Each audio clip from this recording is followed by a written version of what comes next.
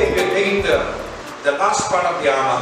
ಒಂದು ಸರ್ವಾಯುಧದ ಕಡೆಯ ಭಾಗದ ಆಯುಧದ ಬಗ್ಗೆ ನಾವು Quickly, ನೋಡುತ್ತೇವೆ. can somebody read 6:10 to 18? Quickly. ಯಾರಾದರೂ ಅತಿವೇಗವಾಗಿ ಓದಿ ಎಫೆಸದವರಿಗೆ 6ನೇ ಅಧ್ಯಾಯ 10ನೇ ವಚನದಿಂದ 18ನೇ ವಚನದವರೆಗೆ. So we read here. ನಾವು ಇಲ್ಲಿ ಏನು ಓದ್ತೀವಿ? Take the sword. ಆ ಒಂದು ಖಡ್ಗವನ್ನ ಎತ್ಕೊಳ್ಳಿ. What is the sword? ಆ ಖಡ್ಗ ಏನಾಗಿದೆ? What is the sword? Say it again. ಮತ್ತೆ ಹೇಗೆ ಅದನ್ನ ಖಡ್ಗ ಅಂದ್ರೆ ಯಾವುದು? ದೇವರ ವಚನ.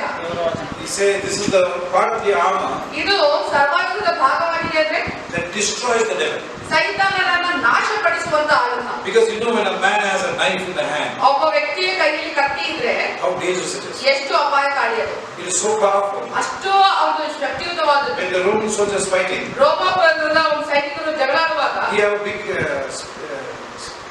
sword. ದೊಡ್ಡ ಖಡ್ಗ ಇಟ್ಕೊಂಡಿರ್ತಾರೆ ಸೈನಿಕರು ಹೋರಾಟ And ಮಾಡಿ. he has another sword and his smaller sword. ಇನ್ನೊಂದು ಚಿಕ್ಕ ಚೂರಿ ಇರುತ್ತೆ ಅವ್ರ ಹತ್ರ. Because when you cannot fight with this sword because its distance is close. ದೊಡ್ಡ ಖಡ್ಗದಿಂದ ತುಂಬಾ ಸಮೀಪದಲ್ಲಿ ಬಂದಾಗ ಶತ್ರು ಹೊಡಿಲಿಕ್ಕಾಗಲ್ಲ ಅನ್ನುವಾಗ Paul is talking about that small sword. ಪೌಲನು ಆ ಚಿಕ್ಕ ಚೂರಿ ಇದೆಯಲ್ಲ ಕತ್ತಿ ಬಗ್ಗೆ It's ಮಾತನಾಡ್ತಿದ್ದಾನೆ. big one, but ಅದು ಸ್ವಲ್ಪ ದೊಡ್ಡದೆ it's very deadly. ಆದ್ರೆ ತುಂಬಾ ಒಂದು ಅಪಾಯಕಾರಿ ಅದು. For close fighting, ತುಂಬಾ ಹತ್ತಿರದಲ್ಲಿ ಹೋರಾಟ it ಮಾಡಿದ್ರೆ is you can use it quicker. ಅತಿ ಬೇಗನೆ ನೀವು ಉಪಯೋಗಿಸಬಹುದು.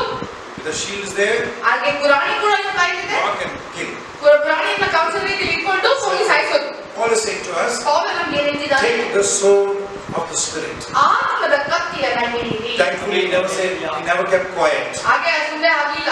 He said, take the sword of the Spirit, which is the ವಾಕ್ಯವೆಂಬ ಕತ್ತಿಯನ್ನು ಹಿಡಿಯಿರಿ. ಅದು ಯಾವುದಾಗಿದೆ? ದೇವರ ವಾಕ್ಯ. ಅದಕ್ಕೆ ನೀವು ಪ್ರತಿಕ್ರಿಯೆ ಕೊಡ್ಬೇಕು. Yes. ಹೌದಾ? Raise your hand. ಕೈಗೆ ಇಟ್ಕೊಳ್ಳಿ. This is ಹೇಳಿ. the sword ಇದೇ ಕತ್ತಿ. of the Spirit. ಆತ್ಮನ ಕತ್ತಿ. This is the sword ಇದೇ ಕತ್ತಿಯಾಗಿದೆ. of the Spirit. ಆತ್ಮನದ್ದು. Amen. Amen. Let us look into the sword. ಈಗ ಆ ಕತ್ತಿಯ ಬಗ್ಗೆ ನಾವು ನೋಡೋಣ. First of all, I want to tell you ಮೊದಲನೇದಾಗಿ ನಾನು that sword ಹೇಳ್ತೀನಿ, is Jesus. ಆ ಕತ್ತಿ ಯೇಸು ಆಗಿದ್ದಾನೆ. If you notice, Jesus will come on the white horse, ನೀವು ಯೇಸುವನ್ನು ನೋಡುವಾಗ ಒಂದು ಬೈಕ್ ಮೇಲೆ ಅಥವಾ ಕುದುರೆ ಮೇಲೆ ಬರುವಾಗ and when the people attack him ಜನರು ಅವನ ಮೇಲೆ ಆಕ್ರಮಣ ಮಾಡಿದ್ರೆ in the millennium time, ಆ ಮಿಲಿಯನ್ ಒಂದು ಸಮಯದಲ್ಲಿ the sword will come out of his mouth. ಅವನ ಬಾಯಿಂದ ಆ ಕತ್ತಿಯ ಮಾತುಗಳು So ಬರುತ್ತವೆ. you use the sword with your mouth. ಈ ವಚನಗಳನ್ನ ನೀವು ನಿಮ್ಮ ಬಾಯಿಂದ ನೀವು ಉಪಯೋಗಿಸ್ತೀರಾ. Jesus did the same. ಯೇಸು ಅದನ್ನೇ ಮಾಡಿದ್ದು. He would say, all of you die. Just so. ಆತರ ಬರೀ ಹೇಳ್ಬೇಕಾದ್ರೆ ಎಲ್ಲರೂ ಸತ್ತೋಗ್ಬೇಕು. And the Bible says, ಕತ್ತೆ ಮೇಲೆ ಹೇಳ್ತದೆ everyone was destroyed. ಎಲ್ಲರೂ ಕೂಡ ನಾಶ ಹೋದ್ರು. Why is Jesus so angry? ಯಾಕೆ ಯೇಸು ಅಷ್ಟು ಕೋಪದಿಂದ ಇದ್ದಾನೆ? I tell you something about Satan. ನಾನು ಹೇಳ್ತೇನೆ ನಿಮಗೆ ಸೈತಾನ ಕುರಿತಾಗಿ. He's a liar. ಆತನು ಸುಳ್ಳುಗಾರ. He's a ಆದ್ರೆ ಏನಾಗ್ತಾನೆ? liar. ಸುಳ್ಳುಗಾರ. God's word tells me ದೇವರ ವಚನ ನನಗೆ ಹೇಳುತ್ತೆ only good is before you. ಒಂದು ಒಳ್ಳೆತನ ಮಾತ್ರ ನಿಮ್ಮ ಮುಂದೆ ಇದೆ. Hallelujah. The foolish believers, ಆದ್ರೆ ಮೂರ್ಖರಾದ ಒಂದು ವಿಶ್ವಾಸಿಗಳು they will think and then they will get worried. ಆಲೋಚನೆ ಮಾಡ್ತಾರೆ ಅದಾದ್ಮೇಲೆ ಚಿಂತೆ ಮಾಡ್ತಾರೆ. They are building their house on what? ಅವ್ರ ಮನೆನ ಅವ್ರು ಯಾವ್ದ್ರ ಮೇಲೆ ಕಟ್ತಾ ಇದ್ದಾರೆ ಹಾಗಾದ್ರೆ? On what? ಯಾವ್ದ್ರ ಮೇಲೆ? On sand. ಮರಳಿನ ಮೇಲೆ ಕಟ್ಟಿದ್ದಾರೆ. You see that they have money, ಅವ್ರ ಹತ್ರ ಹಣ ಇದೆ ಅಂತ when you have ಗೊತ್ತಾಗುತ್ತೆ. everything, ಎಲ್ಲವೂ ಇದೆ ಅಂತ ಅನ್ನುವಾಗ you feel happy. ಸಂತೋಷವಾಗಿರ್ತಾರೆ. No. ಇಲ್ಲ, You are happy ನೀವು ಸಂತೋಷವಾಗಿದ್ದೀರಾ? because this word is 100% true. ಯಾಕಂದ್ರೆ ಈ ವಚನ 100% ಸತ್ಯ. Hallelujah. This word will never fail you. ಈ ವಚನ ಎಂದಿಗೂ ನಿಮಗೆ ಸೋಲನ್ನ ಕೊಡುವುದಿಲ್ಲ. Hallelujah. Let everyone fail. ಎಲ್ಲರೂ ಸೋತೋಗ್ಬಿಡ್ಲಿ. This word will never fail. ಆದ್ರೆ ಈ ವಚನ ಎಂದಿಗೂ ಸೋಲುವುದಿಲ್ಲ. Because it is God's word. ಯಾಕಂದ್ರೆ ಇದು ದೇವರ ವಚನ. Because it is Jesus. ಇದು ಯೇಸು ಆಗಿದ್ದಾನೆ. Jesus cannot fail. ಯೇಸು ಸೋಲಿಗೆ ಸಾಧ್ಯವಿಲ್ಲ. Those who know this word, ಯಾರು ಈ ವಚನವನ್ನು even they cannot fail. ಅವರು ಕೂಡ ಸೋಲನ ಅನುಭವಿಸುವುದಿಲ್ಲ. How many attacks have come against people? ಹೆಚ್ಚು ಆಕ್ರಮಣಗಳಾಗಿದೆ ಜನರ ಮೇಲೆ, Servants of God. ದೇವ ಸೇವಕರ ಮೇಲೆ. But they are still standing. ಆದ್ರೂ ಕೂಡ ದೇವ ಸೇವಕರು Because they ನಿಂತಿದ್ದಾರೆ. know whom they believe. ಯಾಕಂದ್ರೆ ಅವ್ರಿಗೆ ಗೊತ್ತಿದೆ ಅವರು ಯಾರಲ್ಲಿ ನಂಬಿದ್ದಾರೆ They ಅಂತ. know what they believe. ಅವ್ರಿಗೆ ಗೊತ್ತಿದೆ ಅವರು ಏನನ್ನ ನಂಬಿದ್ದಾರೆ Many ಅಂತ. times believers are discouraged. ಎಷ್ಟೋ ಬಾರಿ ವಿಶ್ವಾಸಿಗಳು They ನಿರಾಶೆಗೊಂಡಿದ್ದಾರೆ. want to die ಸಾಯ್ಬೇಕು ಅನ್ಸುತ್ತೆ. because they are biggest fools in the world. ಯಾಕಂದ್ರೆ ಪ್ರಪಂಚದಲ್ಲಿ ಅತಿ ದೊಡ್ಡ ಮೂರ್ಖರು ಅವರೇ. Why? ಯಾಕೆ? They got the sword of the Spirit. ಅವರ ಹತ್ರ ಆತ್ಮನ ಖಡ್ಗ ಇದೆ. Instead of taking it out ಅದನ್ನ ತೆಗೆದು ಬಿಟ್ಟು and cutting the devil into pieces, ಸೈತಾನನ ತುಂಡರಿಸಿ ಕತ್ತರಿಸೋದು ಬಿಟ್ಟು they get down. ಅವರೇ ಕುಪ್ಪಕೊಡ್ತಾರೆ. So the first thing is John 1:1. Can you read? ಮೊದಲನೇ ಸಂಗತಿ ಯೋಹಾನ 1ನೇ ಅಧ್ಯಾಯ 1ನೇ ವಚನ. What it says? ಅದೇನು ಹೇಳುತ್ತದೆ? In the beginning was the Word. ಆದಿಯಲ್ಲಿ ವಚನವಿತ್ತು. The Word was with God. ವಚನವು ದೇವರ ಬಳಿಯಲ್ಲಿತ್ತು. The Word was God. ಆ ವಚನವೇ ದೇವರಾಗಿತ್ತು. You know, church, I tell you one thing. ನಿಮಗೆ ಗೊತ್ತಿದೆಯಾ ಒಂದು ಸಂಗತಿ ಹೇಳ್ತೇನೆ. Why does trouble come in the house? ಯಾಕೆ ಕಷ್ಟಗಳು ಬರುತ್ತೆ ಮನೆ ಒಳಗಡೆ? Why does trouble come in the church? ಯಾಕೆ ಸಭೆ ಒಳಗಡೆ ಕಷ್ಟಗಳು ಬರುತ್ತೆ? From believers. ವಿಶ್ವಾಸಿಗಳಿಂದಲೇ. You know why? ಯಾಕೆ ಗೊತ್ತಾ? They are still not realizing ಅವ್ರು ಇನ್ನೂ ಅರ್ಥ ಮಾಡ್ಕೊಳ್ತಿಲ್ಲ. this word ಈ ವಚನ it's got power ಅದು ಶಕ್ತಿ ಇದೆ ಅದರಲ್ಲಿ. to make you victorious. ನಿಮ್ಮನ್ನ ಜಯಶಾಲಿಗಳಾಗಿ ಮಾಡಲಿಕ್ಕೆ. For example, ಉದಾಹರಣೆಗೆ if you take away all the drink bottle in Mysore, ಈ ಮದ್ಯಪಾನದ ಬಾಟಲ್ಗಳೆಲ್ಲ ಮೈಸೂರಿಂದ ತೆಗೆದು ಹಾಕ್ಬಿಟ್ರೆ will the drunkard be victorious? ಹುಡುಗರು ಜಯಶಾಲಿಗಳಾಗ್ತಾರಾ? No. ಇಲ್ಲ. You remove all the women from Mysore. ಮೈಸೂರಲ್ಲಿ ಎಲ್ಲಾ ಸ್ತ್ರೀಯರನ್ನ ಹೊರ ಹಾಕ್ಬಿಡೋಣ. Will the man stop lusting? ಒಬ್ಬ ಪುರುಷ ಕಾಮಕಾಶೆಯಿಂದ ಆತುರದಿಂದ ಬಿಡ್ತಾನಾ? No. ಇಲ್ಲ. We remove all money from Mysore. ಹಣವನ್ನು ತೆಗೆದು ಹಾಕ್ಬಿಡಿ ಮೈಸೂರು Will you ಪಟ್ಟಣದಿಂದ. stop worrying about money? ಆ ಹಣದ ಬಗ್ಗೆ ಚಿಂತೆ ಮಾಡಿದ್ರೆ ಮನುಷ್ಯ ನಿಲ್ಲಿಸ್ತಾನ? Where is the problem? ಎಲ್ಲಿದೆ ಸಮಸ್ಯೆ? Means ನನ್ನಲ್ಲಿ I must die. ನಾನು ಅನ್ನುವಂಥದ್ದು ಸಾಯ್ಬೇಕು. Me in me. ನನ್ನ ಒಳಗೆ ಇರುತ್ತೆ ನನ್ನ ಹತ್ರ. I discovered one thing. ನಾನು ಒಂದ್ ಸಂಗತಿ ಕಂಡ್ಕೊಂಡೆ. May God also show you. ದೇವ್ರು ನಿಮಗೂ ಕೂಡ ತೋರಿಸ್ಲಿ. Wherever I, me, might comes, ನಾನು ನನ್ನದು ನನ್ನತನ ಅನ್ನೋದು ಏನ್ ಬರುತ್ತೋ Satan is behind. ಸೈತಾನ ಆ ಸಂಗತಿಗಳ ಹಿಂದೆ ಇದ್ದಾನೆ. Somebody slapped you. ಯಾರಾದ್ರೂ ನಿಮಗೆ ಕಪಾಳ ಹೊಡೆದ್ರೆ, With words.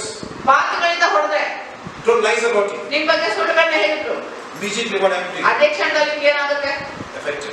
ಅದು ನಿಮ್ಗೆ ಪರಿಣಾಮ ಬೀಳುತ್ತೆ. Chadidora. ಚಳಿಗಾಲ ಬಂದ್ಬಿಡುತ್ತೆ. Because you heard what they said. ಯಾಕಂದ್ರೆ ಅವ್ರು ಹೇಳಿದ್ರೆ ಕೇಳಿಸ್ಕೊಂಡ್ಬಿಟ್ರಲ್ಲ. What word of God says? ಅದೇ ದೇವರ ವಚನ ಏನ್ ಹೇಳುತ್ತೆ? Precious. ಅಮೂಲ್ಯವಾದ ದೇವರ ವಚನ. ಆತ್ಮ ಹೇಳ್ತಾರೆ ಪ್ರಿಯನು ಅಂತ ಕೇಳಿದ್ರೆ ನೀನು ಕ್ಷಮಿಸಲ್ಪಟ್ಟಿದ್ಯಾ? 100% righteous. 100% ಶೇಕಡ ನೀನು ನೀತಿವಂತ. You are the righteousness of God in Christ. ನೀನು ಕ್ರಿಸ್ತನಲ್ಲಿ ದೇವರ ನೀತಿಯಾಗಿದ್ದೀಯಾ?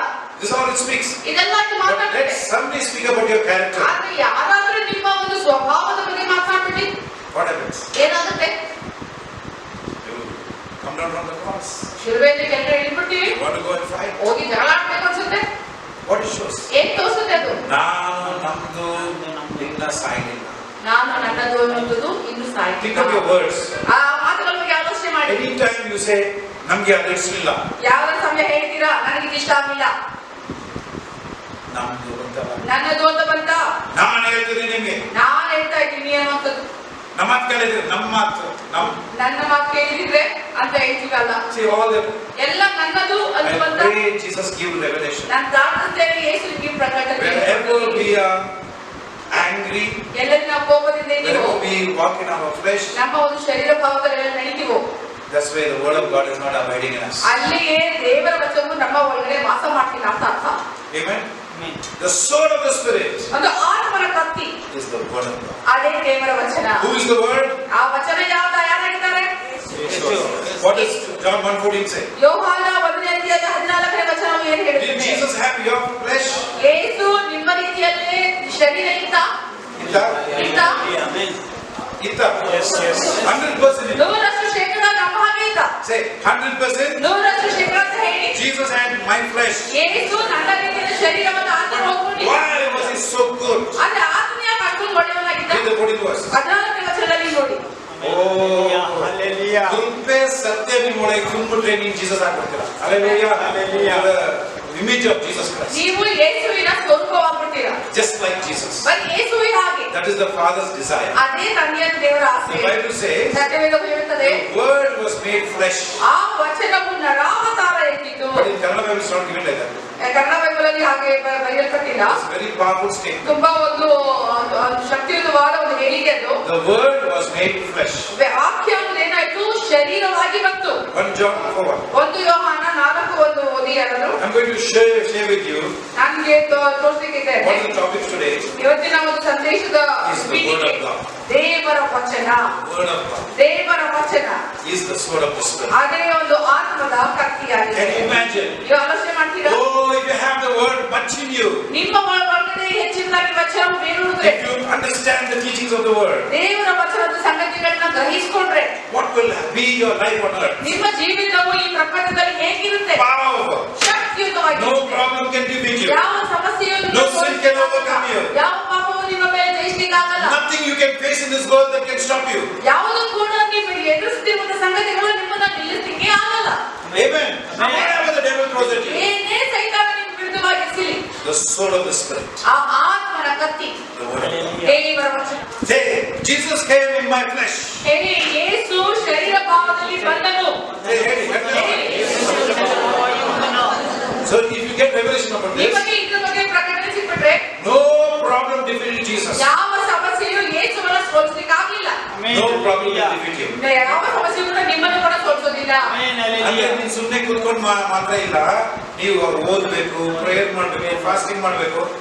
Then God will speak to you. ಆಗ ದೇವರು ಮಾತನಾಡ್ತಾನೆ, ಉಪವಾಸ ಮಾಡಬೇಕು, ಪ್ರಾರ್ಥನೆ You ಮಾಡಬೇಕು. got to believe the word ನೀವು of God. ನಂಬಬೇಕು ದೇವರ ವಚನವನ್ನ. When you believe the word of God, ದೇವರ ವಚನ ನಂಬುವಾಗ it has to work for you. ಅದು ನಿಮಗಾಗಿ ಕಾರ್ಯ ಮಾಡಲೇಬೇಕು. What is the word of God? ದೇವರ ವಚನ ಏನಾಗಿದೆ? Hebrews 4:12. Quickly say. ಇಬ್ರಿಯರಿಗೆ 4ನೇ ಅಧ್ಯಾಯ 12ನೇ The ವಚನ. word of God is living. ದೇವರ ವಚನವು ಜೀವವುಳ್ಳದ್ದು. You're not reading a dead book. ನೀವು ಸತ್ತದ ಪುಸ್ತಕವನ್ನು ಓದಿಲ್ಲ. There may be many books in the world written by some men of God, some men. ಎಷ್ಟು ಜನರಿಂದ ಬರೆಯಲ್ಪಟ್ಟಂತ ಒಂದು ಪುಸ್ತಕಗಳು ಪ್ರಪಂಚದಲ್ಲಿ ಇರಬಹುದು. And they may say this is inspired and that is inspired. ಅವರು ಹೇಳಬಹುದು ಇದರಿಂದ ಪ್ರೇರಿತವಾದದ್ದು, ಅದರಿಂದ ಪ್ರೇರಿತವಾದದ್ದು. The only book that has been inspired by God and recorded is written in the Bible. ಆದರೆ ದೇವರಿಂದ ಪ್ರೇರಿತವಾದದ್ದು ಸತ್ಯವೇದದಲ್ಲಿ ದಾಖಲಾಗಲ್ಪಟ್ಟಿರುವುದು ಮಾತ್ರ Is the word of God. ದೇವರ ವಚನ ಮಾತ್ರ. This is the only book inspired by God. ಇದು ಒಂದೇ ಪುಸ್ತಕವಾಗಿದೆ, ದೇವರಿಂದ ಪ್ರೇರಿತವಾದದ್ದು. This is the only book ಇದು ಒಂದೇ ಪುಸ್ತಕವಾಗಿದೆ, come directly from the lips of God. ನೇರವಾಗಿ ದೇವರ ಬಾಯಿ ನುಡಿಗಳಿಂದ ಬಂದಿರುವುದು. Never move away from it. ಎಂದಿಗೂ ಕೂಡ ಇದರಿಂದ ದೂರ ಹೋಗಬೇಡಿ.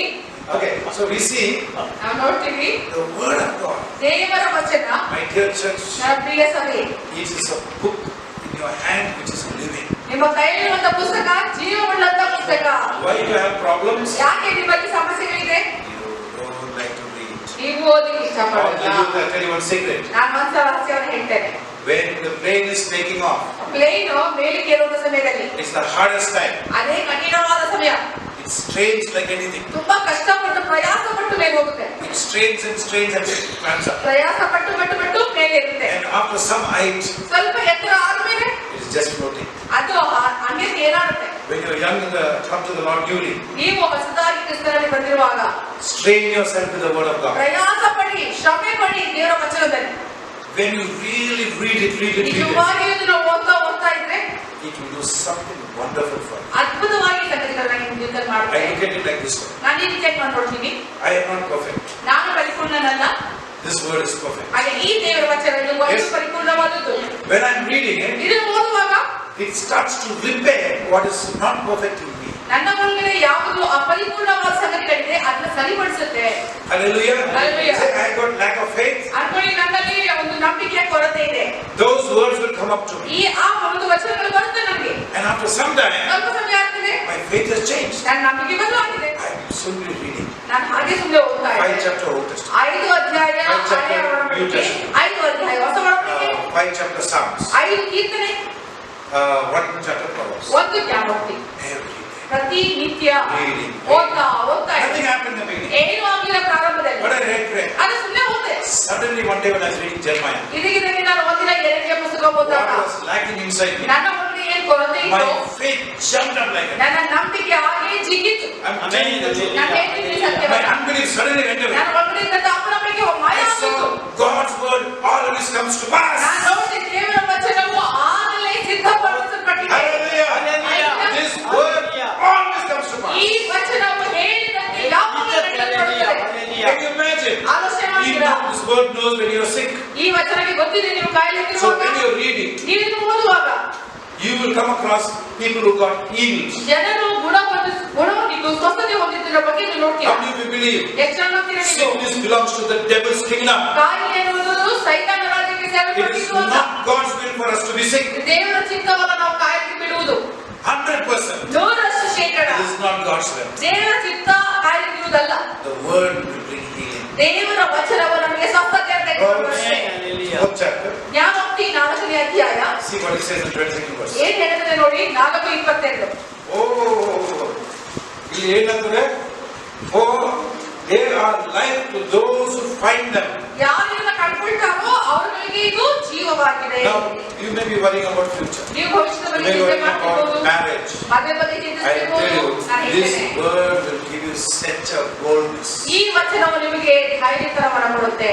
It will give you such an anointing. ಅಭಿಷೇಕವನ್ನು ಕೊಡುತ್ತೆ. Take away the worry from you. ನಿಮ್ಮಲ್ಲಿ ಒಂದು ಚಿಂತೆಯನ್ನು ತೆಗೆದು ಹಾಕುತ್ತೆ. That's what Bible says. ಸತ್ಯವನ್ನು ಹೇಳಲ್ವಾ? If you only believe the word, ನಾವು ಈ ವಚನದಲ್ಲಿ ನಂಬಿಕೆ ಇರೋದ್ರಿಂದ your heart is a good ground. ನಿಮ್ಮ ಒಂದು ಹೃದಯವು ಒಳ್ಳೆಯ ಫಲವತ್ತಾದ You ಭೂಮಿಯಾಗಿದೆ. must remove all the other things. ಬೇರೆ ಎಲ್ಲ ಸಂಗತಿಗಳನ್ನ ಬಿಡ್ತಿರೋದನ್ನ ತೆಗೆದು ಹಾಕಬೇಕು. Devil will come and tell you, ಸೈತಾನ ಬಂದು ಹೇಳ್ತಾನೆ, ನಾಳೆ ಏನ್ ಮಾಡ್ತೀರಾ, ನಾಳೆ ಬಗ್ಗೆ ಏನ್ ಮಾಡ್ತೀಯಾ, ನಾಳೆ ಇದಾದಾಗ ಏನ್ ಮಾಡ್ತೀರಾ, ನಾಳೆ ಏನಾದ್ರೂ ಏನ್ ಮಾಡ್ತೀಯಾ, ವಯಸ್ಸಾದಾಗ ಇಲ್ಲಿ LIC, ವಯಸ್ಸಾದಾಗ ಎಲ್ಲಿದೆ LIC, ಈ ಕಾಯಿಲೆ ಬಿದ್ರೆ ಯಾರು ನೋಡ್ಕೊಳ್ತಾರೆ, ಕಾಯಿಲೆ ಬಿದ್ದಾಗ ನಿಮ್ಗೆ ಯಾರು ನೋಡ್ಕೊಳ್ತಾರೆ.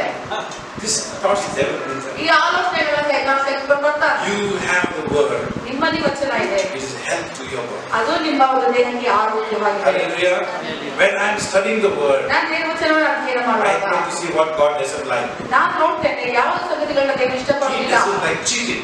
ಅದನ್ನು ಮೋಸ ಪಡಿಸೋದು ಇಷ್ಟಪಡಲ್ಲ This ಬೆಳೆಸ್ಕೊಳ್ತೆ. is the word of God. ಇದು ದೇವರ ವಚನ ಆಗಿದೆ. Hallelujah. Hallelujah. It never fails. ಇದೆಂದಿಗೂ ಸೋಲುವುದಿಲ್ಲ. When it instructs something, ಅದು ನಿಮಗೆ ಸೂಚಿಸುವಾಗ grip it. ಅದನ್ನ ಹಿಡ್ಕೊಳ್ಳಿ, Put it in your heart. ನಿಮ್ಮ ಹೃದಯದಲ್ಲಿ ಹಾಕೊಳ್ಳಿ, Practice it. ಅದನ್ನ ಅಭ್ಯಾಸ ಮಾಡಿ. You know, the Bible says the word falls in different grounds. ಸತ್ಯವೇದವು ಹೇಳ್ತಿರೋದಲ್ವಾ, ವಚನವು ಬೇರೆ ಬೇರೆ ಮಣ್ಣಿನ ಮೇಲೆ ಬೀಳುವಂತದ್ದು. Some ground it fell is the wayside. ಕೆಲವೊಂದು ಭೂಮಿ ಮೇಲೆ ಬಿದ್ದಿದ್ದು ದಾರಿಯ ಮಗುಲಲ್ಲಿ. Is the word failed? ದೇವರ ವಚನ ಸೋತೋಯ್ತಾ? Is the word failed? ಆ ವಚನ ಸೋತೋಯ್ತಾ? Is there no life in the seed? ಅಲ್ಲಿ ಆ ಬೀಜಕ್ಕೆ ಒಂದು ಜೀವ ಇಲ್ವಾ? It is. ಜೀವ ಇದೆ. Where is it fallen in your life? ಆದ್ರೆ ಎಲ್ಲಿ ಬಿದ್ದಿದೆ ನಿಮ್ಮ ಜೀವಿತದಲ್ಲಿ Is ಅನ್ನೋದು it ಪ್ರಶ್ನೆ. fallen by the wayside? ಅದು ದಾರಿಯ ಮಗ್ಲಲ್ಲಿ ಬಿಟ್ಟ. You don't give much attention to it. ಹೆಚ್ಚಿನದಾಗಿ ಗಮನ ಹರಿಸಲ್ಲ ನಾವು. Dies like that. ಸತ್ತೋಗ್ಬಿಡುತ್ತೆ, ಸತ್ತೋಗಿ ಅಂತ Some ಹೇಳ್ತೀವಿ. fell on the rocky ground. ಕೆಲವೊಂದು ಬಂಡೆಗಲ್ಲಿನ ಮೇಲೆ ಬಿತ್ತು, It grew for some time. ಸ್ವಲ್ಪ ಸಮಯದವರೆಗೂ ಬೆಳೀತು. Then ಈ ಕಷ್ಟ ಆ ಕಷ್ಟ ಬಂತು. ಇದಾದ್ಮೇಲೆ ಕಷ್ಟಗಳು ಆಗಷ್ಟಗಳು Then ಬಂದಾಗ your family members came against you. ಕುಟುಂಬದ ಜನರು ನಿಮ್ಮ ಮೇಲೆ Oh, ಬಂದ್ಬಿಟ್ಟು, you become Christian O, now. ನೀನು ಕ್ರೈಸ್ತನ ಆಗ್ಬಿಟ್ಟಿದ್ಯಾ? Do they understand God? ಅವ್ರು ಅರ್ಥ ಮಾಡ್ಕೊಂಡ್ರ ದೇವ್ರನ್ನ? Do they know there's only one God? ಅವ್ರು ಗೊತ್ತಿದ್ಯಾ ಒಂದೇ ದೇವ್ರು ಇರೋದು ಅಂತ? ಇಲ್ಲ. They think they got hundreds of gods. ಅವ್ರ ಅನ್ಕೊಂಡಿದ್ದಾರೆ ನೂರಾರು ದೇವರುಗಳಿದೆ. One day they will see the truth. ಒಂದು ದಿನ ಅವರು ಕೂಡ One day they will see ಸತ್ಯವನ್ನು the truth. ಒಂದು ದಿನ ಅವರು ಸತ್ಯವನ್ನ ನೋಡಿ. So many people in sitting here. ಎಷ್ಟೋ ಜನ Do you ಕೂತ್ಕೊಂಡಿರೋರು understand that? ನೀವು ಅದನ್ನ ಅರ್ಥ ಮಾಡ್ಕೊಳ್ತಿದ್ದೀರಾ? Jesus is the only truth. ಯೇಸು ಒಂದೇ ಸತ್ಯವಾಗಿದ್ದಾನೆ. Amen. Jesus is the only Hallelujah. truth. ಒಂದೇ ಸತ್ಯ ಯೇಸು ಮಾತ್ರ. Hallelujah. We are sharing here going on the YouTube also. ಇದನ್ನ ನಾವು ಏನು ಅನ್ಕೊಳ್ತಾರೆ ಯೂಟ್ಯೂಬ್ ನಲ್ಲಿ ಹೋಗುತ್ತಿದ್ದು, And there somebody will see it. ಅಲ್ಲೂ ಕೂಡ ಯಾರೋ ನೋಡ್ತಾರೆ. I speak to that person. ನಾನು ಆ ವ್ಯಕ್ತಿಗೆ ಮಾತನಾಡ್ತಿದ್ದೀನಿ. Only one God. ಒಂದೇ ದೇವರಿರೋದು, One way to heaven. ಒಂದೇ ಒಂದು ಮಾರ್ಗ ಇದೆ ಪರಲೋಕಕ್ಕೆ, Jesus. ಅದು ಯೇಸು ಮಾತ್ರ. Why? Amen. Hallelujah. ನೀವು ಕೇಳ್ಬೋದು ಯಾಕೆ ಅಂತ? Who died for us? ಯಾರು ನಮಗೋಸ್ಕರ ಸತ್ರು? Who died for our sins? ನಮ್ಮ ಪಾಪಗಳಿಗಾಗಿ ಯಾರು ಸತ್ರು? Only Jesus. ಯೇಸು ಮಾತ್ರ ಸತ್ರು. Church, I tell you, ನಾನು ಹೇಳ್ತೇನೆ ಸಭೆ, the church is gripped with this truth. ಸಭೆಯು ಇದರ ಸತ್ಯಗಳನ್ನು ಹಿಡ್ಕೊಳ್ಳುವುದಾದ್ರೆ That lives will change. ಅವರ ಜೀವಿತಗಳು ಬದಲಾಗಲಿವೆ. The word of God says, ದೇವರ ವಚನ ಹೇಳುತ್ತದೆ, submit to the authorities. ಅಧಿಕಾರಿಗಳಿಗೆ ಅಧೀನರಾಗಿರಿ. Yes. ಹೌದು. Yes. ಹೌದು. Yes. Submit to the authorities. ಬೇಕಾಗಿರೋದು ಅಧೀನರಾಗಿರಿ ಅಂತ. Don't drive your bike without license. ನಾ ಲೈಸೆನ್ಸ್ ಇಲ್ಲದಂತೆ ಬೈಕ್ ಓಡಿಸಕ್ ಹೋಗ್ಬೇಡಿ. Don't drive your bike without helmet. Helmet ಇಲ್ಲದಂತೆ ಬೈಕ್ ಓಡಿಸಕ್ ಹೋಗ್ಬೇಡಿ. Still believers do that. ಆದ್ರೂ ಕೂಡ ವಿಶ್ವಾಸಿಗಳು I ಮಾಡ್ತಿದ್ದಾರೆ. only say they don't take God's word seriously. ನಾನು ಹೇಳ್ತಾ ಇದ್ದೇನೆ, ದೇವರ ವಚನವನ್ನು ಅವರು ಗಂಭೀರವಾಗಿ ತೆಗೆದುಕೊಳ್ತಿಲ್ಲ.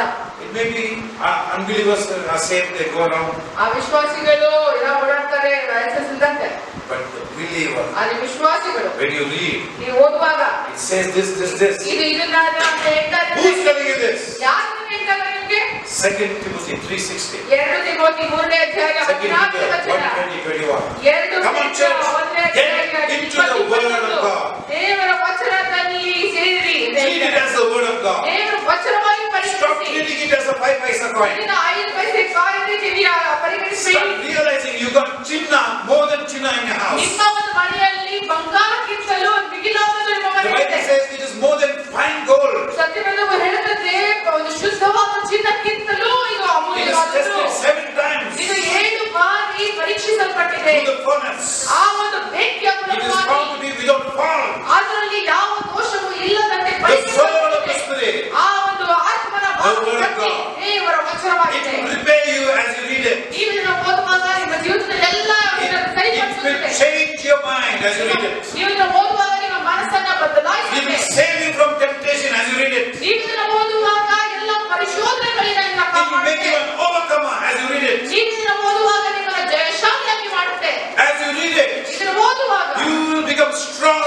Lord Jesus ನೀವು Christ. ಯೇಸು ಕ್ರಿಸ್ತನಲ್ಲಿ ನೀವು ಬಲ ಕೊಡ್ತೀರಾ. The word of God is God's word. ದೇವರ ವಚನವು ದೇವರ It ವಚನವಾಗಿದೆ. says in 3:16 what it says. ಮೂರನೇ ಅಧ್ಯಾಯ 16 ಎಲ್ಲ It is ವಾಕ್ಯಗಳು inspired by God. ದೇವರಿಂದ ಪ್ರೇರಿತವಾದದ್ದು. And it is profitable. ಅದು ಲಾಭದಾಯಕವಾಗಿದೆ. What it is? ಅದೇನಾಗಿದೆ? ಲಾಭವಾಗ್ತದೆ. ಲಾಭವಾಗುತ್ತದೆ ಇದು. Everyone say it is profitable. ಇದು ಲಾಭವಾದದ್ದು ಅಂತ ಹೇಳಿ. Say it is ಲಾಭ. ಇದು ಲಾಭ ಅಂತ ಹೇಳಿ. It's not ನಷ್ಟ. ಆದರೆ ಇದು ನಷ್ಟವಲ್ಲ. It is ಲಾಭ. ಇದು ಲಾಭವಾಗಿದೆ. It blesses you. ಅದರಿಂದ ಆಶೀರ್ವಾದ You ಮಾಡುತ್ತೆ. read it. ನೀವು ಓದುವಾಗ Memorize it. ಇವತ್ತು ಬೈಬಲ್ Study it. ಇದನ್ನ ಅಧ್ಯಯನ ಮಾಡುವಾಗ Speak it. ಇದನ್ನ Now, ಮಾತನಾಡುವಾಗ do you have some needs in your life? ನಿಮಗೆ ನಿಮ್ಮ ಅವಶ್ಯಕತೆಗಳಿಗೆ Do you have some needs in your life? ಯಾವಾಗಲೂ ಅಗತ್ಯತೆಗಳು ನಿಮ್ಮ ಜೀವನದಲ್ಲಿ First, search your heart. ಮೊದಲನೇದಾಗಿ ನಿಮ್ಮ ಜೀವನದಲ್ಲಿ Is there any sin in your life? ಹೃದಯದಲ್ಲಿ ನೀವು ಹುಡುಕಿರಿ ಏನಾದರೂ ಪಾಪ You ಇದೆಯಾ. don't find many times the Bible says, ಎಷ್ಟೋ ಬಾರಿ ಸತ್ಯವೇದದಲ್ಲಿ the ಹೇಳ್ತದೆ Bible says, our heart tells us we're okay. ನಮ್ಮ ಹೃದಯ ಹೇಳುತ್ತೆ ಗೊತ್ತಾ, ನಾವು ಸರಿಗಿದ್ದೀವಿ ಅಂತಾನೆ ಹೇಳುತ್ತೆ ಕೆಲವು ಎಷ್ಟೋ ಬಾರಿ. That is a self-righteousness. ಅದು ಒಂದು ಸ್ವಾರ್ಥದ ನೀತಿವಂತ. That is the most dangerous place to be in. ಅತಿ ಅಪಾಯಕಾರಿಯಾದ ಒಂದು ಸ್ಥಿತಿ ಅದಾಗಿದೆ. Those are the people that killed Jesus. ಅಂತ ಜನರೇ ಯೇಸುವನ್ನ ಕೊಂದು ಹಾಕ್ತವರು. The Pharisees. ಅದೇ ಫರಿಸಾಯರು. We can be in the church. ನಾವು ಸಭೆಯಲ್ಲಿರ್ಬೋದು, We can think we are better than ನಾವು others. ಅನ್ಕೊಳ್ಬೋದು ಬೇರೆಯವರಿಂದ ನಾವು ಉತ್ತಮ ಅಂತ. But we are with our torn clothes, naked before God. ಆದ್ರೆ ದೇವರ ಮುಂದೆ ಹರಿದ ಬಟ್ಟೆಯಂತೆ ಒಂದು ಬೆತ್ತಲೆಯಾಗಿ ದೇವರ ಮುಂದೆ You know, ನಿಂತಿದ್ದೇವೆ. one thing I'll ask you. ಒಂದ್ ಸಂಗತಿ ನಾನು ನಿಮ್ಗೆ ಕೇಳ್ತೀನಿ. Tell God. ದೇವರು ಹೇಳಿ, Lord, show me me. ಕರ್ತನೇ ನನ್ನನ್ನ ನನಗೆ ತೋರಿಸು. When you see yourself, ಇದನ್ನ ನೀನು ನೋಡುವಾಗ ಎರಡು ಸಲ ಅನುಭವಿಸಿದ್ದೇನೆ ನಾನು. once when Brother C.S. Abraham had visitors, ಒಂದ್ಸಲ ಸಿ.ಎಸ್. ಅಬ್ರಹಾಂ ಅವರು ಬಂದಾಗ he was just praying in his mind. ಅವ್ರ ಮನಸ್ಸಲ್ಲಿ ಸುಮ್ಮನೆ ಪ್ರಾರ್ಥಿಸ್ತಾ ಇದ್ರಷ್ಟೇ. God's spirit came upon us. ದೇವರ ಆತ್ಮ ನಮ್ಮ ಮೇಲೆ ಬಂದನು. I was always complaining, oh Lord, I want this more, ಯಾವಾಗ- I want that. ಯಾವಾಗ ದೂರ ಇದ್ದಾನೆ ನಾನು, ಬೇಗ ನಿಲ್ಬೇಕು, ಓದಬೇಕು ಅಂತ. More, the church should grow more. ಸಭೆ ಹೆಚ್ಚಾಗಿ ಬೆಳಿಬೇಕು. The day I saw myself, ಆ ದೇಶಗಳಲ್ಲಿ ಆ ದೇಶದಲ್ಲಿ ನಾನು ನೋಡಿದೆ. I could not stop crying. ನನ್ನ ಕಣ್ಣೀರು ಇಡೋದು ನಿಲ್ಲಿಸಲಿಕ್ಕೆ wretched I ಆಗಿಲ್ಲ. am before God. ನಾನು ಎಷ್ಟು ದುಷ್ಟ ದೇವರ ಮುಂದೆ. I'm telling you, church, ನಾನು ಹೇಳ್ತೀನಿ ಸಭೆ, don't entertain discouragement. ಒಂದು ನಿರಾಶೆಗೆ ನಿಮ್ಮ ಮನಸ್ಸಿಗೆ ಜಾಗ ಬಿಡಿ. It's a lie of Satan. ಅದು ಸೈತಾನ ಸುಳ್ಳಾಗಿದೆ. When you see yourself, ನಿಮ್ಮನ್ನ ನೀವು ನೋಡ್ಕೊಂಡ್ಬಿಟ್ರೆ you want to go away, no? But when you see yourself, you say, God, I don't want to go away, I'm so bad, but still you love me. You begin to realize how you need God. ನೀವು ಎಷ್ಟು ದುಷ್ಟರಾಗಿದ್ದೀರಾ ಅಂತ ನಿಮ್ಗೆ ಗೊತ್ತಾಗ್ಬಿಟ್ರೆ ದೂರ ಹೋಗಕ್ಕೆ ಪ್ರಯತ್ನ ಪಡ್ತೀರಾ. ಆದ್ರೆ ಅದನ್ನ ಬಿಟ್ಟು ದೇವರ ಮಧ್ಯೆ ಹೋಗಿ, ಕರ್ತನೇ ನಾನು ಇಷ್ಟು ದುಷ್ಟ ಆಗಿದ್ದೀನಿ, ನನಗೆ ನಿನ್ನ ಅವಶ್ಯಕತೆ ಇದೆ, ನೀನ್ ನನಗೆ ಸಹಾಯ ಮಾಡೋದು ಕೇಳಬೇಕು. You know, as you're reading the word, ದೇವರ ವಚನ ನೀವು ಓದುವಾಗ you begin to see many things. So, for ಎಷ್ಟು example, ಸಂಗತಿಗಳನ್ನ ನೋಡ್ತಾ as I was reading the word, ದೇವರ ವಚನ ಓದುವಾಗ I saw a great man. ದೊಡ್ಡ ದೇವರ ಸೇವಕನನ್ನ His ನೋಡಿದೆ. name is King Solomon. ಆತನ ಹೆಸರು ರಾಜನಾದ ಸೊಲೊಮೋನ. Thankfully, he wrote a book. ಆದ್ರೆ ದೇವರಿಗೆ ಸ್ತೋತ್ರ, ಅವನ ಪುಸ್ತಕ ಬಂದ. He had 1,000 wives. 1000 ಹೆಂಡತಿಯರಿದ್ರು. 1,000. 1000. And he could have had even another 1,000. ಇನ್ನೂ 1000 ಹೆಂಡತಿಯನ್ನ But I think he ಪಡ್ಕೋದಾಗಿತ್ತು. was very choosy. ಆದ್ರೆ ಅವನು ಆರಿಸ್ಕೊಳ್ತಾ ಇಲ್ಲ. ಯಾಕಂದ್ರೆ only the best. ಎಲ್ಲ ಉತ್ತಮವಾದದ್ದೇ Only the best. ಆರಿಸ್ಕೊಳ್ತಿದ್ದು. 1,000. 1000 ಹೆಂಡತಿಯರು. And what he says, ಅವನೇನ್ ಹೇಳ್ತಾನೆ ಗೊತ್ತಾ? he starts his message like this. ಆತನ ಸಂದೇಶ ಈ ರೀತಿಯಾಗಿ ಪ್ರಾರಂಭಿಸ್ತಾನೆ. ವ್ಯರ್ಥ ವ್ಯರ್ಥ ಎಲ್ಲ ವ್ಯರ್ಥ. ವ್ಯರ್ಥವೇ ವ್ಯರ್ಥ, ಎಲ್ಲವೂ ವ್ಯರ್ಥ ಅಂತ ಹೇಳ್ತಾನೆ. 1000 ಹೆಂಡತಿಯರು ನಿಂತಿದ್ದಾರೆ. ಇಲ್ಲಿ 1000 ಹೆಂಡತಿಯರು ಇಲ್ಲೇ ಅವರೆಲ್ಲ ನಿಂತಿದ್ದಾರೆ. ವ್ಯರ್ಥ ವ್ಯರ್ಥ ಎಲ್ಲ ವ್ಯರ್ಥ. ಅವ್ರ ಮುಂದೆ ಅಂತ ಹೇಳ್ತಿದ್ದಾನೆ. So whenever the temptation used to come to me, ಶೋಧನೆಗಳು ನನ್ನ ಮನಸ್ಸಿಗೆ I ಬಂದಾಗ remember what the Bible says. ನಾನು ಸತ್ಯವೇದ ಏನಿದೆ ಅಂತ ನಾನು ಕೊಟ್ಟಿದ್ದೆ. ಏನೆಲ್ಲ ಇದು? If ಎಲ್ಲವೂ ವ್ಯರ್ಥ. you know God loves you, ದೇವರು ನಿನ್ನ ಪ್ರೀತಿಸ್ತಾರೆ ಅಂತ ಗೊತ್ತಿದೆ. you will believe the word. ನೀ ದೇವರ ವಚನ God is ನಂಬ್ತೀರಾ? telling the truth. ದೇವರ ಸತ್ಯವನ್ನು ಹೇಳ್ತಿದ್ದಾನೆ. All the riches, ಎಲ್ಲ ಶ್ರೀಮಂತಿಗೆ, all the beautiful things, ಎಲ್ಲ ಸೌಂದರ್ಯವುಳ್ಳ he ಸಂಗತಿ, had everything. ಎಲ್ಲವೂ ಕೂಡ ಅದರಲ್ಲಿ So don't run after riches. ಆ ಶ್ರೀಮಂತಿಕೆಯಿಂದ ಓಡಿ. Don't run after everything else in this world. ಈ ಪ್ರಪಂಚದ ಎಷ್ಟು ಸಂಗತಿಗಳ ಹಿಂದೆ ಓಡಕ್ ಹೋಗ್ಬೇಡಿ. How I learned? ಹೇಗಂತ By ಕಲ್ತ್ಕೊಂಡೆ? reading the word. ವಚನವನ್ನು ಓದೋದ್ರಿಂದ, ವಚನವನ್ನು ಓದೋದ್ರಿಂದ ವ್ಯರ್ಥ ವ್ಯರ್ಥ ಎಲ್ಲ ವ್ಯರ್ಥ. ವ್ಯರ್ಥವೇ ವ್ಯರ್ಥ, ಎಲ್ಲವೂ ವ್ಯರ್ಥ. Then what did 31:30 Proverbs says? 31ನೇ ಅಧ್ಯಾಯ 30ನೇ ವಚನ ಜ್ಞಾಪಕಕ್ಕೆ ಹೇಳುತ್ತದೆ. When a brother takes and puts it in his ಒಬ್ಬ mind, ಸಹೋದರ ಇದನ್ನ ಮನಸ್ಸಿನಲ್ಲಿ ಇಟ್ಕೊಳ್ಳುವುದಾದ್ರೆ you will never look at lust after a woman. ನೀನು ಯಾವ ಸ್ತ್ರೀಯರಿಗೆ ನೋಡಿ ಕಾಮದಿಂದ ಆಸೆ ಪಡುವುದಿಲ್ಲ. Because you will know. ನಿಮಗೆ ಗೊತ್ತಿರುತ್ತೆ, Beginning it is beautiful.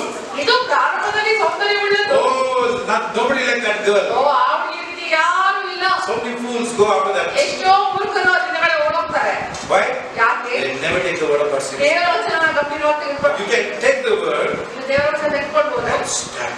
ಅದ್ರ ಮೇಲೆ ನಿಂತ್ಕೊಳ್ಳು. Satan cannot do anything. ಸೈತಾನ ನಿಮಗೆ ಏನು ಮಾಡಕ್ಕಾಗಬಹುದು. He can't do anything. ಆತ ನಿಮ್ಗೆ ಗೊತ್ತಾಗಿ ಏನು ಮಾಡಕ್ಕಾಗಲ್ಲ. He can 10:13 till Jesus comes. This is ಒಂದು for you. ಕೊರಿಂಥದವರಿಗೆ 10ನೇ ಅಧ್ಯಾಯ 13ನೇ ವಚನ ಯೇಸು ವಾಪಸ್ ಮರಳಿ ಬರುವವರೆಗೂ ಇದು ನಿಮಗಾಗಿ. What you fear, ನೀವೇನನ್ನ ಭಯಪಡ್ತೀರಾ? God will not allow to come in your life. ದೇವರು ನಿಮ್ಮ ಜೀವಿತದಲ್ಲಿ ಬರುವುದಕ್ಕೆ ಬಿಡುವುದಿಲ್ಲ. How many believe that? ಎಚ್ಚರವಂತೀರಾ? What you fear, ನೀವೇನ it will ಭಯಪಡ್ತೀರೋ never come near you. ಅದು ನಿಮ್ಮ ಹತ್ತಿರಕ್ಕೆ ಸುಳಿಯೋದಿಲ್ಲ. Hallelujah. Hallelujah. 10:13 what says? 10ನೇ ಅಧ್ಯಾಯ No 13ನೇ temptation, ಯಾವ ಶೋಧನೆಯು so there is no trial ಯಾವ ಪರೀಕ್ಷೆಯು which is common to man. ಅದು ಮನುಷ್ಯನಿಗೆ ಸಾಮಾನ್ಯವಾದದ್ದು. Amen. For God is faithful, it says that. Right? ದೇವರು ನಂಬಿಗಸ್ತನು ಅಂತ ಹೇಳುತ್ತೆ. Why it says God is faithful? ಯಾಕೆ ಹೇಳ್ತಾರೆ ದೇವರು Because sometimes you can doubt. ಕೆಲವರಿಗೆ ನೀವು ಅನುಮಾನ Will ಪಡಬಹುದು. God really do that for me? ದೇವರು ನಿಜವಾಗಿ ಇದನ್ನು ಮಾಡ್ತಾರ The same time is given about sins. ಅದೇ ಸಮಯದಲ್ಲಿ ಪಾಪದ ಕುರಿತಾಗಿ He is faithful to forgive. ಆತನು ನಂಬಿಗಸ್ತನು Why? ಕ್ಷಮಿಸುವುದಕ್ಕೆ. Because sometimes we sin so much. ಯಾಕಂದ್ರೆ ನಾವು ಎಷ್ಟೊಂದು ಪಾಪ ಮಾಡ್ತೀವಿ They think, does he really forgive me? ಆತನ ದೇವರು ನನ್ನ ನಿಜವಾದ That's why 1 John 1:9 says, God is faithful. ಒಂದು ಯೋಹಾನ 1:9 ಹೇಳುತ್ತದೆ ದೇವರು Wow, ನಂಬಿಗಸ್ತನು. He is faithful to forgive my sins. ನನ್ನ ಪಾಪವನ್ನು ಕ್ಷಮಿಸುವುದಕ್ಕೆ ಆತನು I don't need to ನಂಬಿಗಸ್ತನು. go around walking, oh, I sinned. I have to go, am I sorry for my sin? 100%.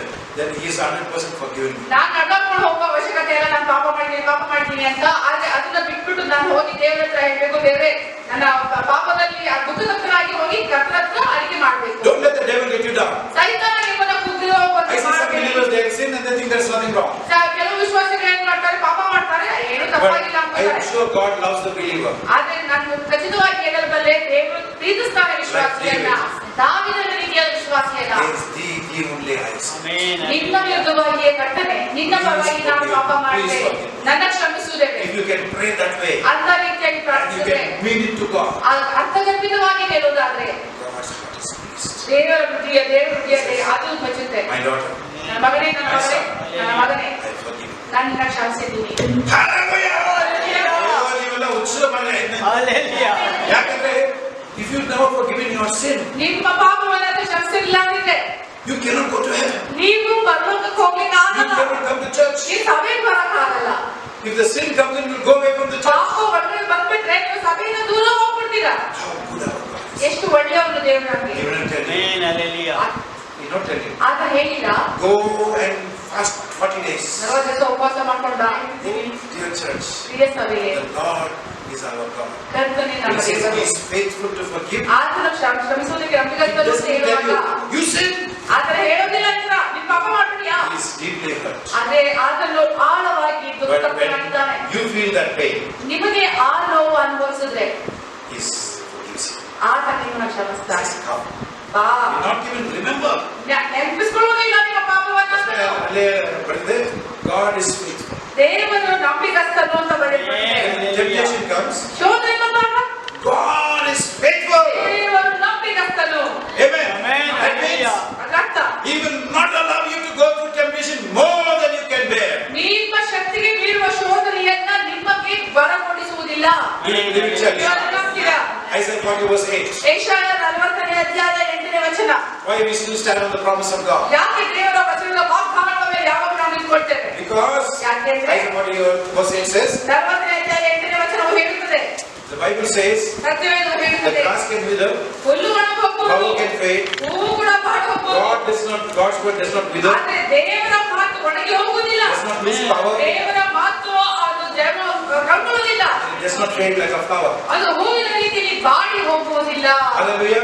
It is the same power ಅದೇ ಶಕ್ತಿ ಇದೆ. as it was yesterday, ನಿನ್ನೆ ಇದ್ದಂತ ಶಕ್ತಿ it's same power today, ಇವತ್ತು ಕೂಡ ಅದೇ ಶಕ್ತಿ, and same power tomorrow. ಅದೇ ಶಕ್ತಿ ನಾಳೆಯೂ ಕೂಡ ಇರುತ್ತದೆ. Hallelujah. Hallelujah. Church, I leave this with you. ಸಭೆಯೇ, ಈ There's ಸಂಗತಿಗಳಲ್ಲಿ so ನಾನು many instances. ಹೇಳ್ತೇನೆ. The word of God is like a hammer. ಎಷ್ಟೋ ಸಂಗತಿಗಳಿದೆ. ಒಂದು ದೇವರ ವಚನವು ಒಂದು ಸುತ್ತಿಗೆ ಇದ್ದ ಹಾಗೆ It breaks the rock into pieces. ಆ ಬಂಡೆಗಳನ್ನ ಒಂದು ತುಂಡರಿಸಿ ಕತ್ತರಿಸುತ್ತದೆ ಅದು. This is the word of God in your hand. ಇದು ನಿಮ್ಮ ಕೈಯಲ್ಲಿರುವಂತ ದೇವರ ವಚನ. And if you keep it, ಇದನ್ನ ನೀವು ಇಟ್ಕೊಳ್ಳುವಾಗ, you keep reading it, ಇದನ್ನ ಓದ್ತಾ ಇರುವಾಗ all your fears will go away. ನಿಮ್ಮಲ್ಲಿರುವಂತ ಎಲ್ಲ ಭಯ ಓಡೋಗುತ್ತೆ. Fears about tomorrow, ನಾಳೆ ಬಗ್ಗಿನ ಭಯ, fears about sickness, ಕಾಯಿಲೆಯ ಬಗ್ಗೆ ಭಯ, fears about this and that. ಐದು ಬಗ್ಗೆ ಅದ್ರ ಬಗ್ಗೆ ಭಯಗಳು. As the word of God says to ಯಾಕಂದ್ರೆ you, ದೇವರ ವಚನ ಹೇಳ್ತದೆ, fear not.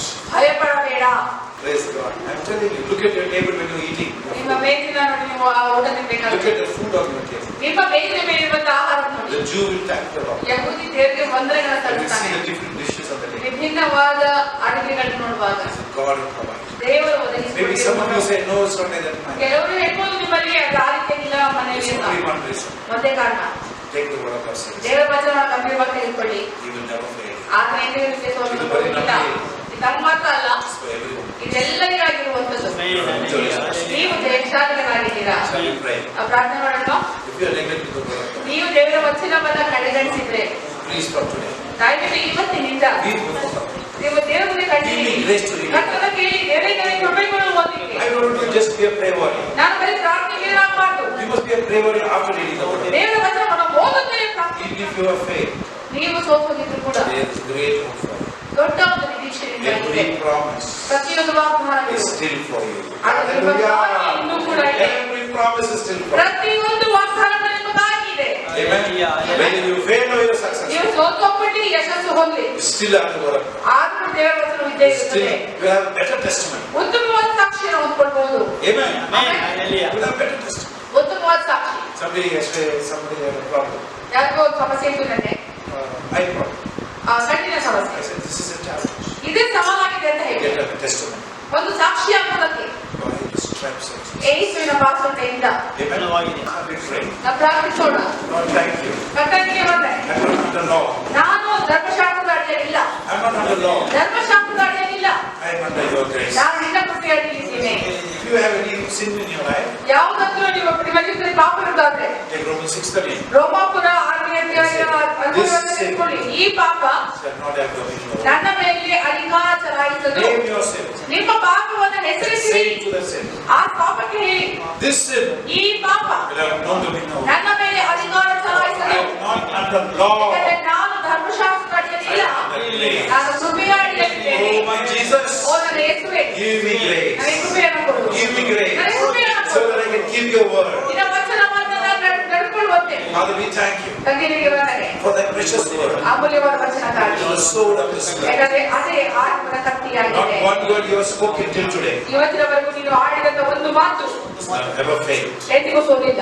Those who believe your word and ಯಾರು ನಿನ್ನ stand, ವಚನದಲ್ಲಿ ನಂಬಿಕೆ ನಿಂತುಕೊಳ್ಳುತ್ತಾರೋ they will not fail. ಅವರೆಂದಿಗೂ ಸೋಲುವುದಿಲ್ಲ. Give us grace to mix your word with our faith. ಯಾಕಂದ್ರೆ ನಮ್ಮ ನಂಬಿಕೆ ಜೊತೆ ಕರ್ತನಿಂದ ಒಂದು ಕೃಪೆಯನ್ನ ಬೆರೆಸುವಂತೆ ಮಾಡು. Jesus' name. ಯೇಸುವಿನ ಪವಿತ್ರವಾದ ನಾಮದಲ್ಲಿ ಆಮೆನ್.